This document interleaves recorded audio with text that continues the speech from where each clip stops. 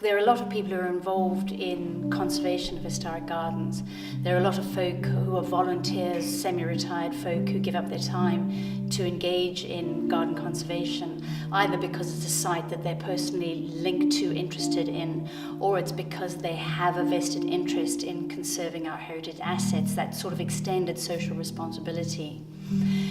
From them all the way up to landscape architects who do work on heritage properties and need to understand the significance. So what they suggest is actually in keeping with the intention of the heritage property. Town planners, local government, all who have got a responsibility for managing heritage assets, they would also be interested in it.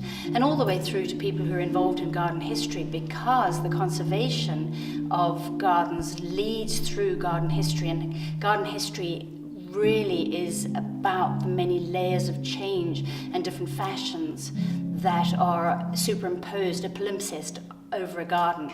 So even a student of garden history would be interested in finding out what there is about the garden and why we've conserved it, and what is about it that's really important to keep for future years. So volunteers very often have a vested interest in conserving the garden because it's a space that they or their families enjoy and they'd like it kept as it is. Whereas anybody who's involved in development of a site that is either a registered garden or in the surrounds of a registered garden, listed buildings also fall under that.